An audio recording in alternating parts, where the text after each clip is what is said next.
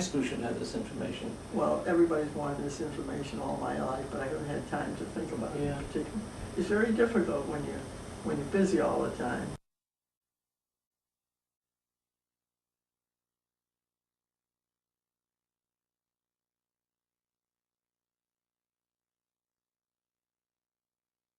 What branch of the service did you join and why?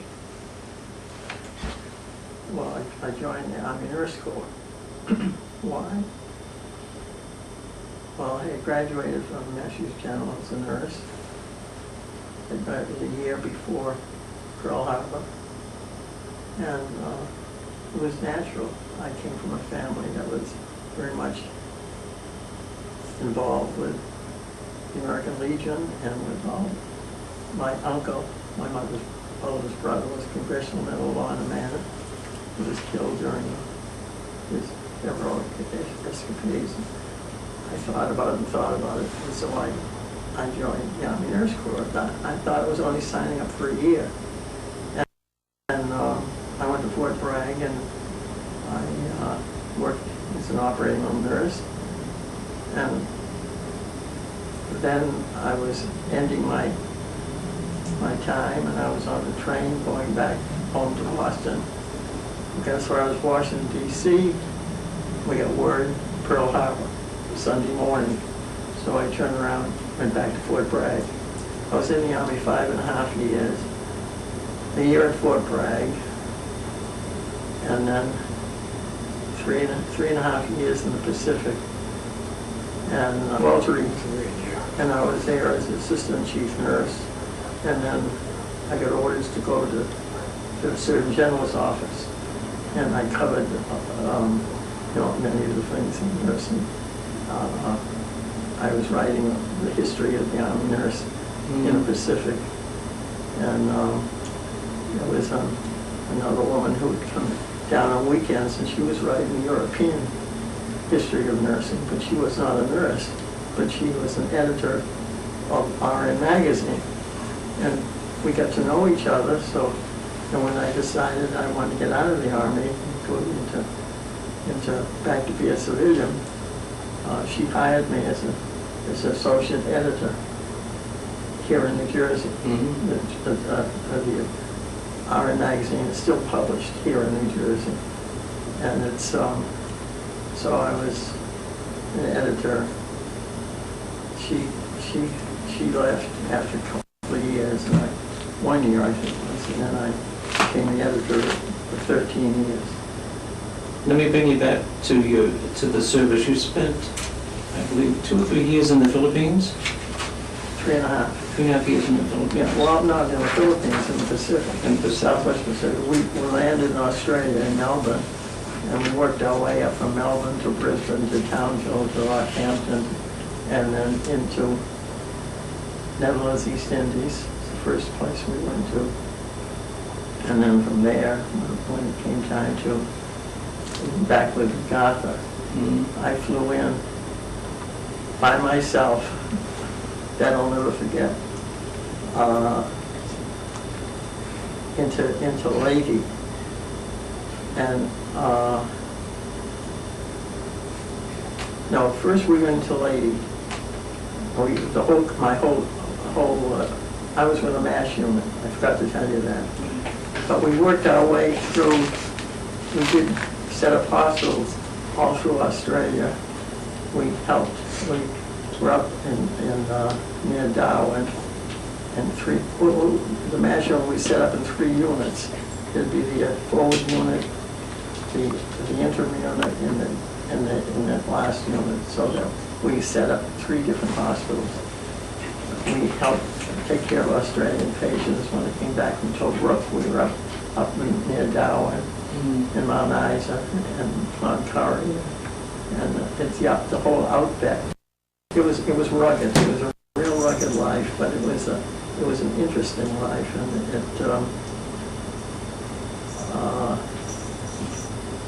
we were a small unit,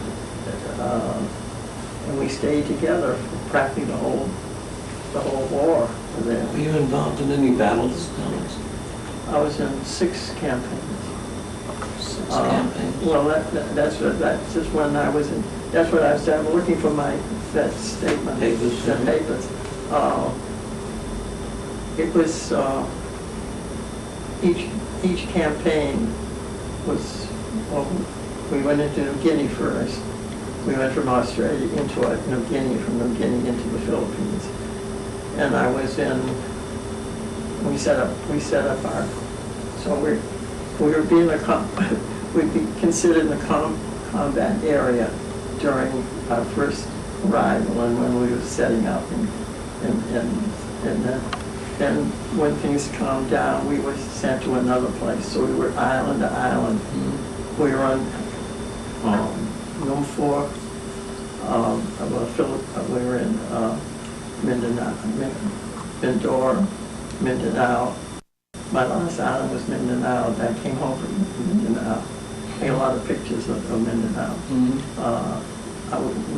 We were down to cover the setting up an army hospital down there. And a lot of experiences there. General Eichelberger decided that he was the general of the 8th Army. And he insisted that I take a gun. So I had a gun in my not to protect myself against the Japs, but to protect against the American pilots. Because I was by myself so often, flying around there. Any Americans that you may have treated medically ever get back to you after that? Oh yeah, we knew. Well, when I came back, I lived in Washington D.C. because that's just when I was a Surgeon General's, and that was a cross section of the world. Everybody came. The only problem I had was my telephone bill, because everybody coming back overseas didn't realize that you had to pay for your telephone call. They'd come to visit everybody on the telephone, long distance. So I finally said, I've got to do something about this. So I took the telephone out of the bathroom, so they couldn't telephone from the bathroom.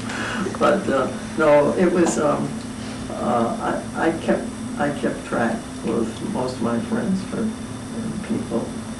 And I met a lot of people, and I met Truman, President Truman, Really? Many times, and she was all involved in the politics of Washington, and one of her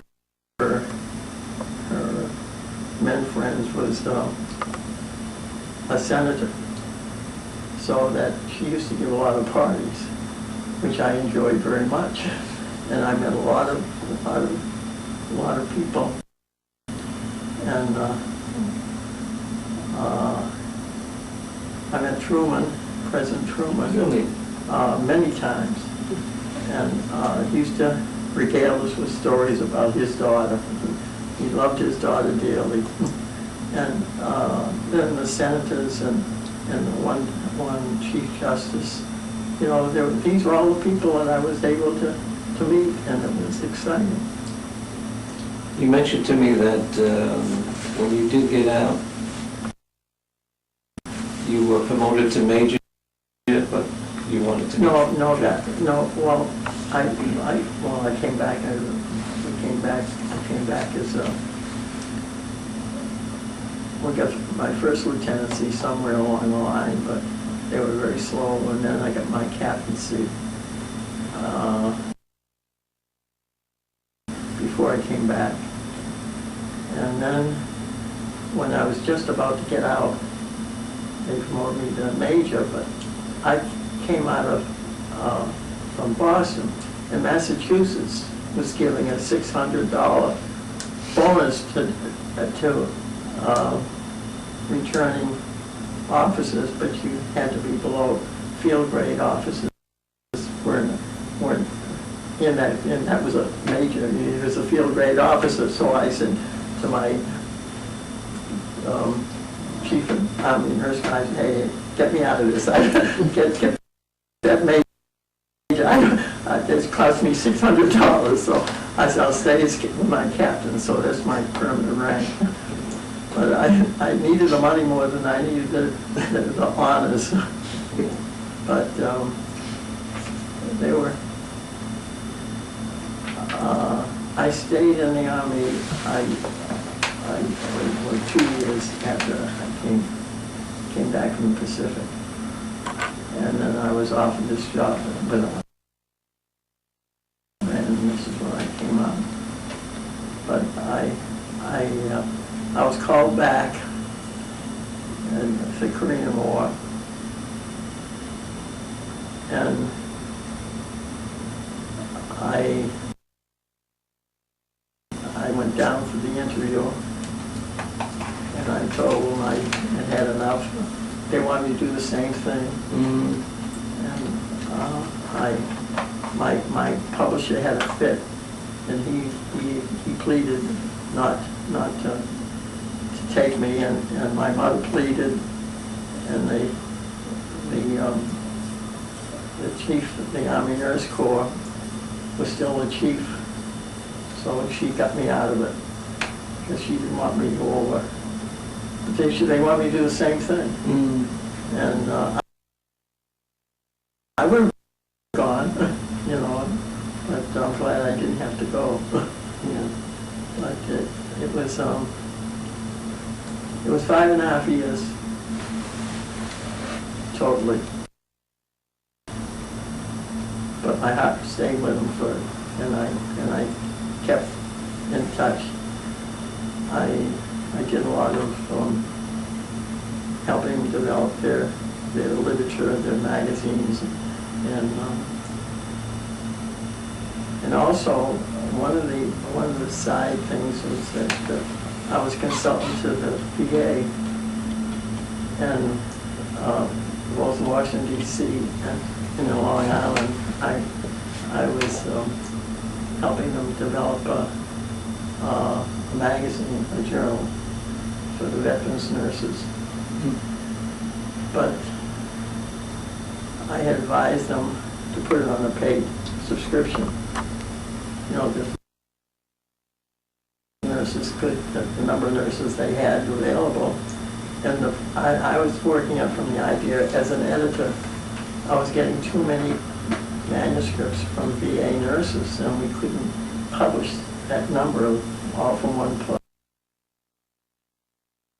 place, you know. So I said they need a magazine of their own, because they were developing all these hospitals, and the one I was particularly interested is the one out in Long Island when they developed a surgical.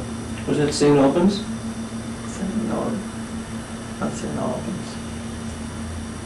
I have to think these things through. I've forgotten so much of this stuff. But anyhow, I told them put it on a pay basis so the nurses could subscribe to it, so that I knew what happened to the VA budgets.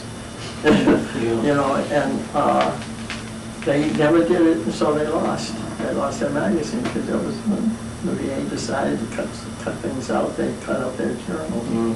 But so I was able to help a little bit in the civilian, you know, as a civilian. But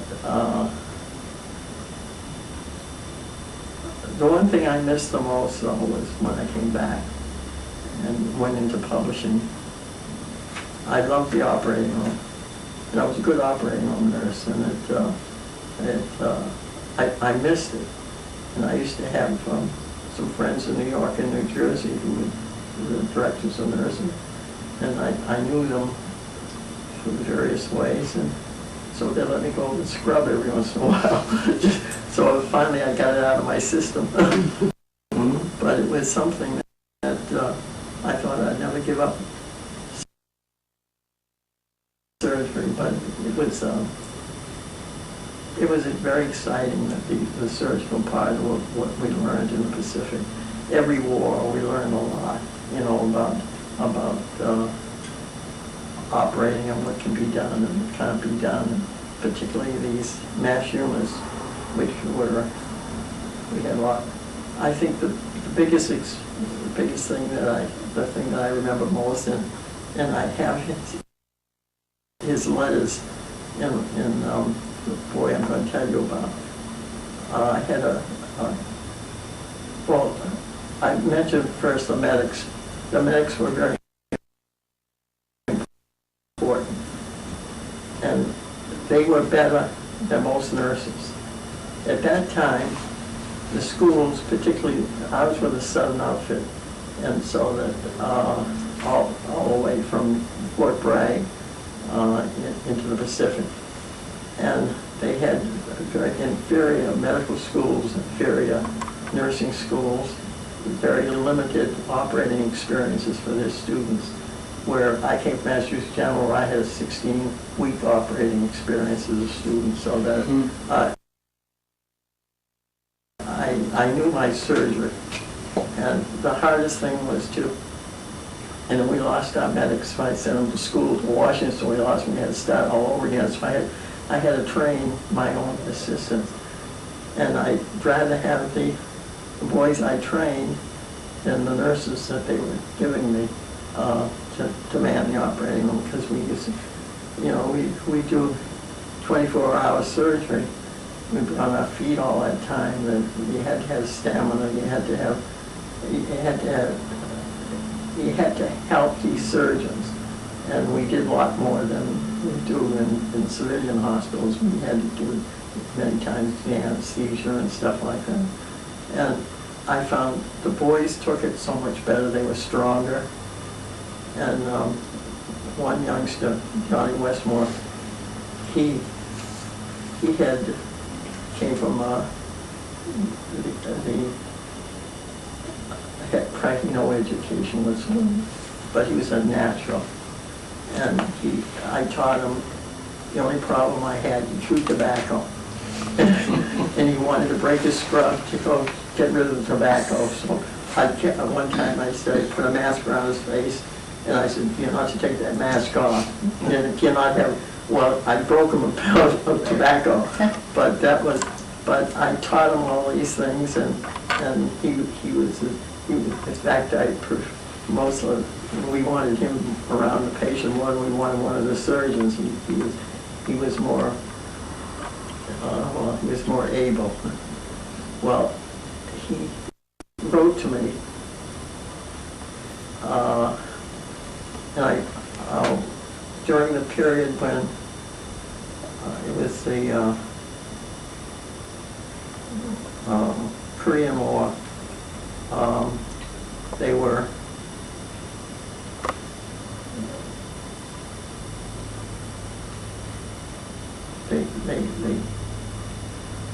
I'm trying to figure out what happened. I don't remember what happened, but anyhow, he was. They set up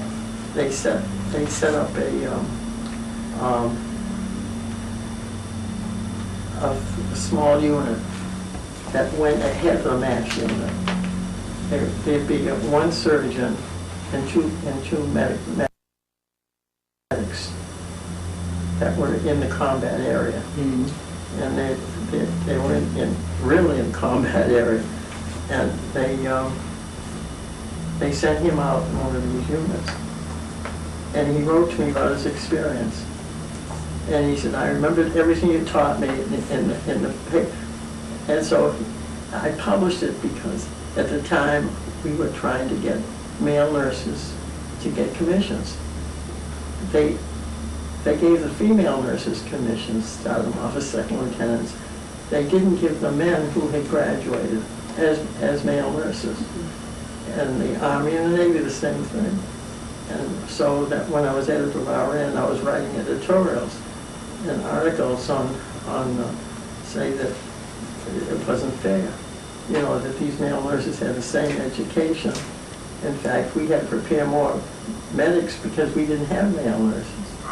And they would send some male nurses into the hospital administration part of the Army, but they wouldn't allow them to act as commissioned nurses. So this I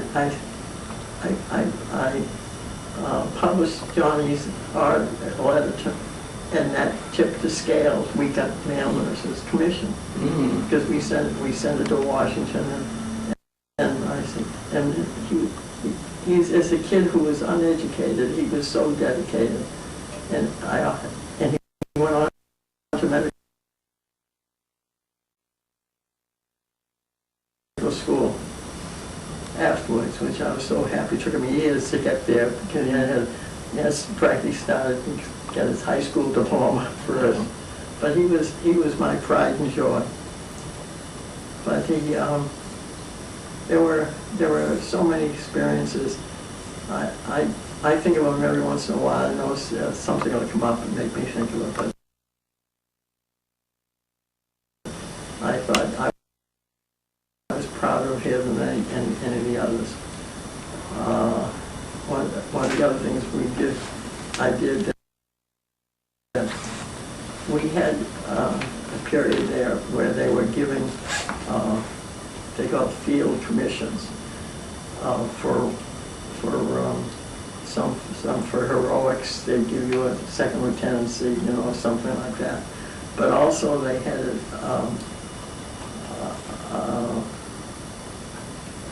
they would have you have the medical corpsman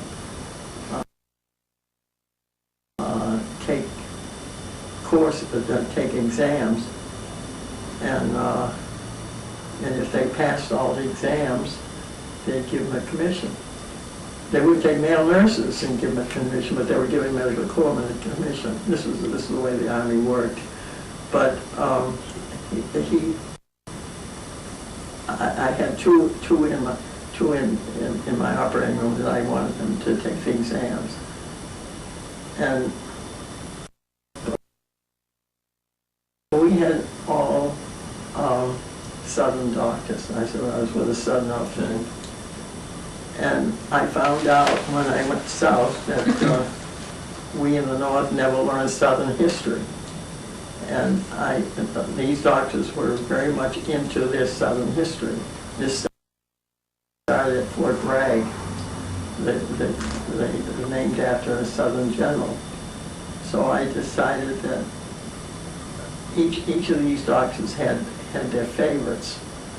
And I said to the two guys that I wanted to apply, I said, now look, I'll grill you as hard as I can, but I'm not going to talk anything about surgery. I'm going to talk about the history of the South, the Civil War. So I taught them all I knew about the Southern history and get books from, stuff like that. I said, because these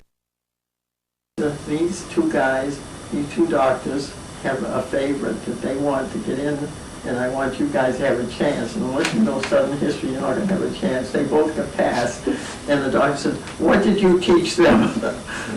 But we were still fighting a war in the Southern.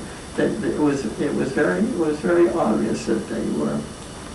And of course, nobody could understand me because I had this Boston accent, and then it was real Boston accent. I've lost a lot of it, I hope, by now. But most of the time, they didn't know what I was talking about. Mm-hmm.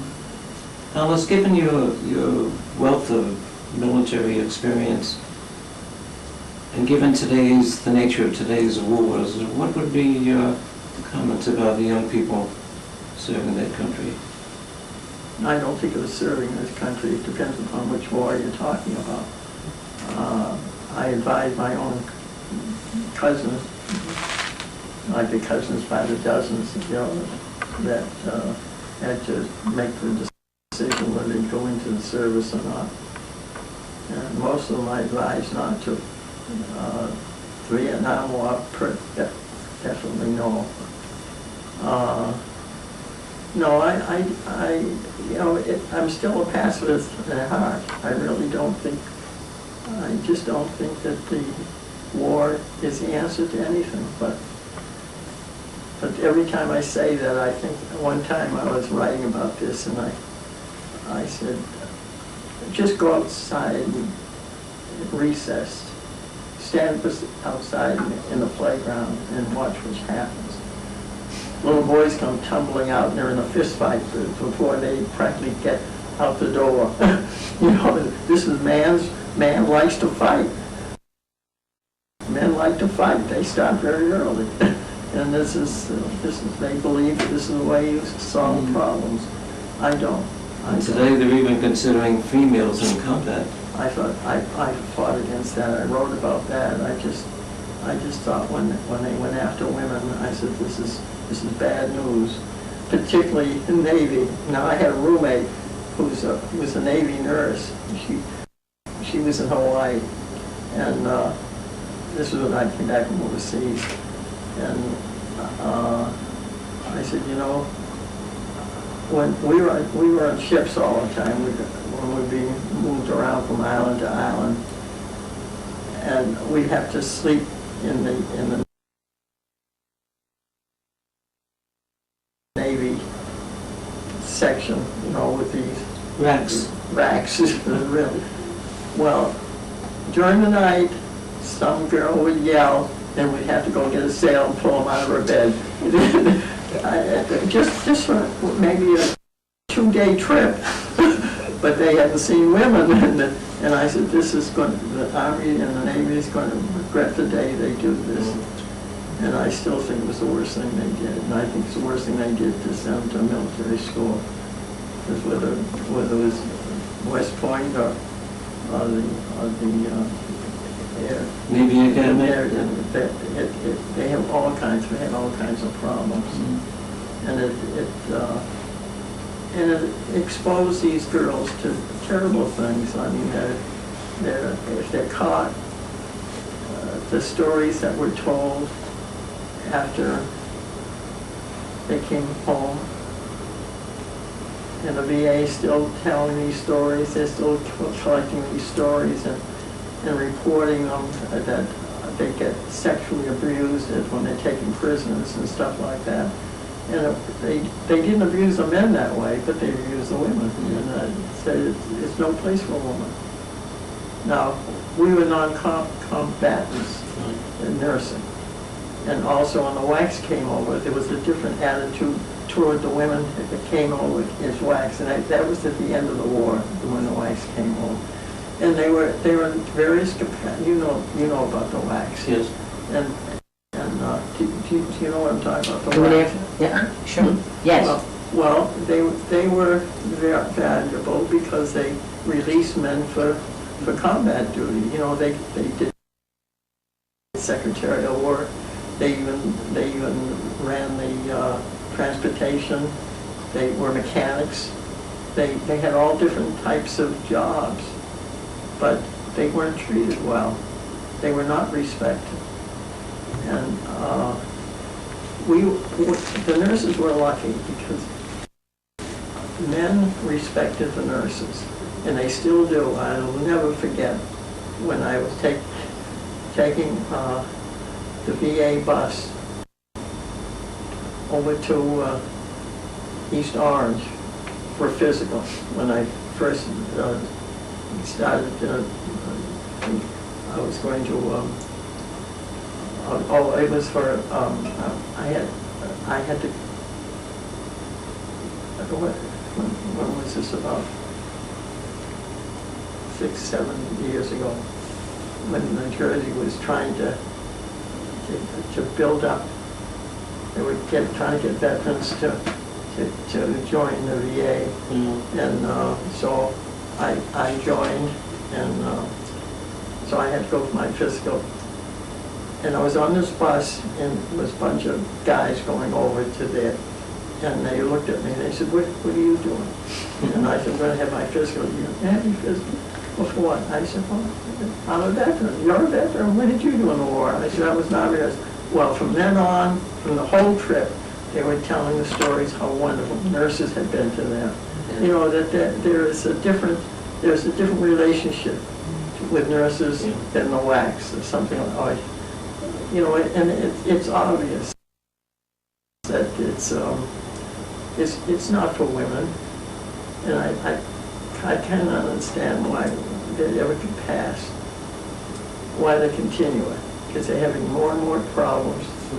The Korean War, they had terrible problems with having women in the, particularly when they had such bad experiences when they had to retreat, you know, from the parallel, whatever number it is. But No, I've never been convinced that war is for women. And it's, Well, I know you weren't in combat, thank goodness, you were back from it, but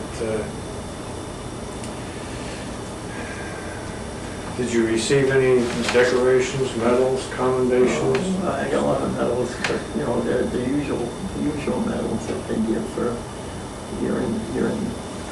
I don't know where my medals are, except the one you gave me recently. No, we had medals, but not, actually, I refused one medal because General Eichelberger wanted to give me a medal. And I refused it because all my outfit knew how close I was with the general staff and stuff like that, and I said no. I didn't want it to change the atmosphere that I was living in. But it was, I have his book that he wrote after he got out of the service, after he went home, and he had a lot of respect for the Army nurses. You just mentioned to Karen, we as veterans coming home receive little or no attention. That's why our American Legion post in Hillsdale we did recently to Alice, an American Legion Grateful Appreciation Medal. And it reads in service to God and country, to let them know how much we respected their military service. Yeah, well, it was, the medalist didn't mean anything to me because I was brought up with a family.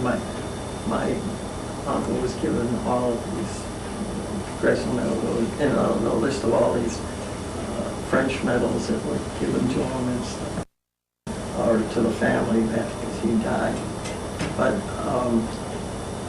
what I valued in my Army career was respect that I got from my patients and from my people that I worked with, and it was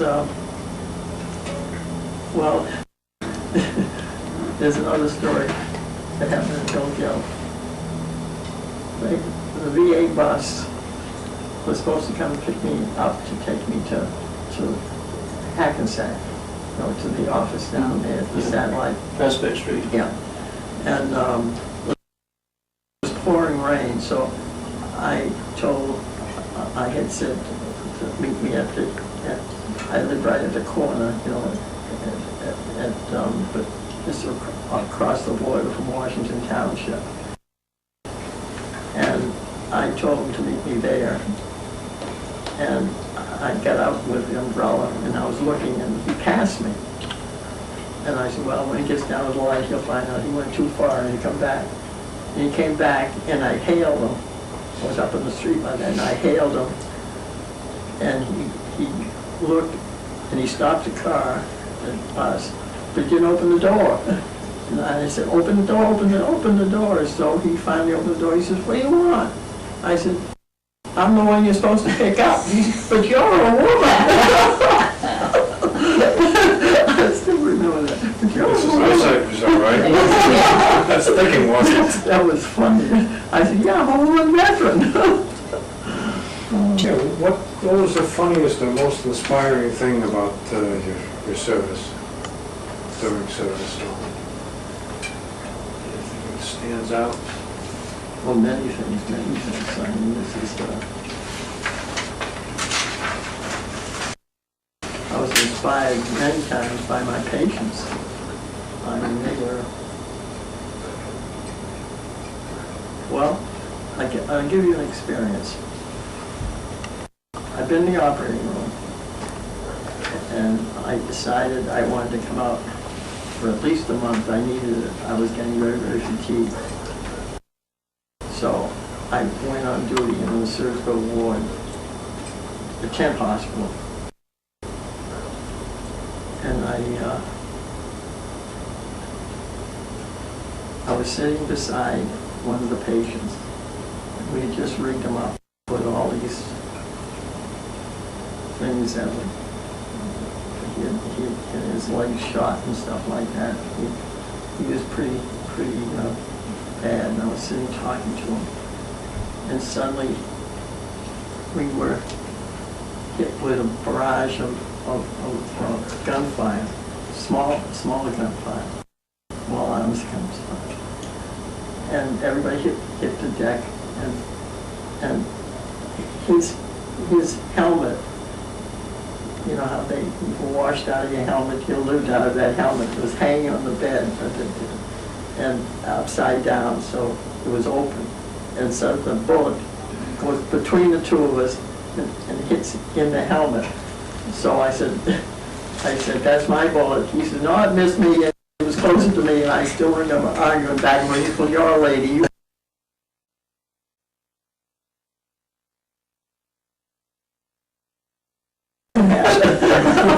but what I know what made me think of that, but that was a funny thing. But we were both shaken by that. But no, there were many experiences, and some, remember, 5.5 years, 3.5 in combat area. The combat, well, what happened is that we were in combat most of the time, and then we come out. Well, the Surgeon Generals came over an inspection one time, and we had many experience with them when they come to inspect the hospitals. And one of the times they came because the alcohol rate was much higher when we were out of combat than when we were in combat.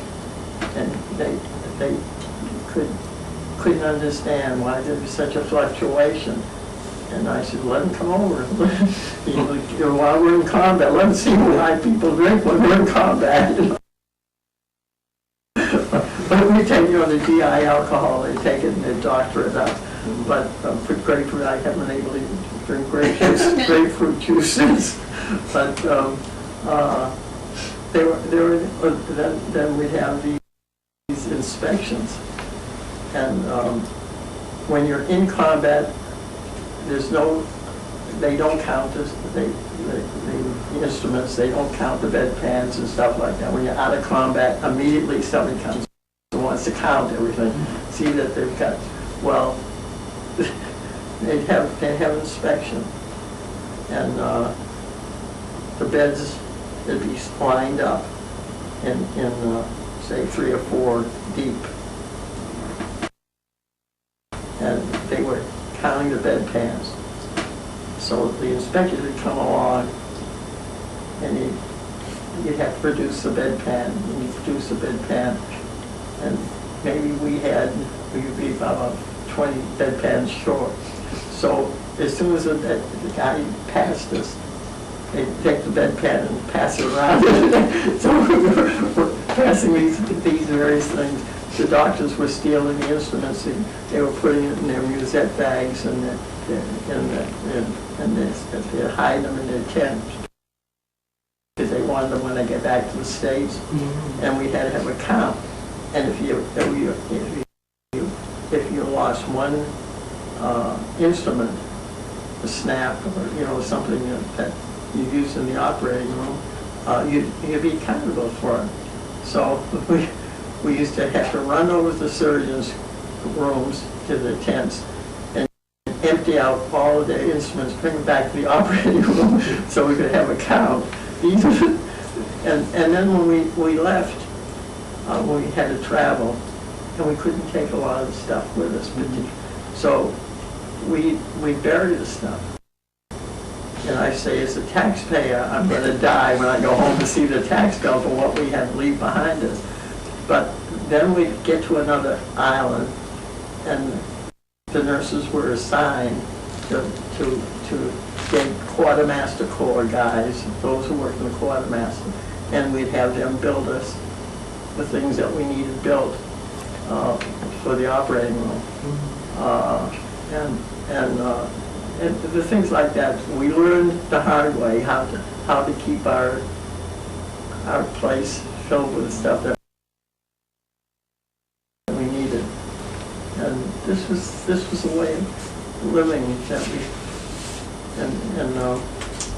we used to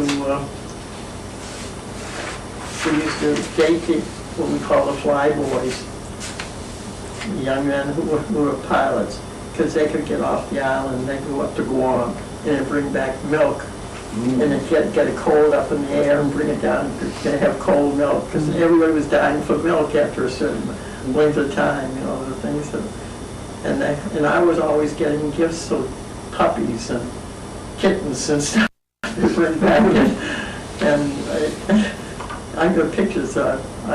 In fact, I found one of the pictures the other day was on my birthday. I wrote in the back, March 9th, whatever year it was. And I have a kitten in my helmet. And I don't remember it all. I don't remember the kitten at all, but I had kangaroos, I had baby kangaroos, I had everything. And one brought the greyhound dog that pulled the whole side of. We finally went from tents to little huts that they would build. This was I don't know what kind of wood it was. There was one real wood, and the dog pulled the whole side of my cabin, running through the fields, and everybody chasing him, trying to get my they yelled, "Your dog's on the loose." But we had all kinds of pets, you know. This was. I just wanted to mention, though, that, Isn't that a minute like that last week Alice had her 93rd birthday. Okay. And you see how sharp her mind is? Oh, no. Yes, It is. This history should live on. Yeah, super. Thank you so much.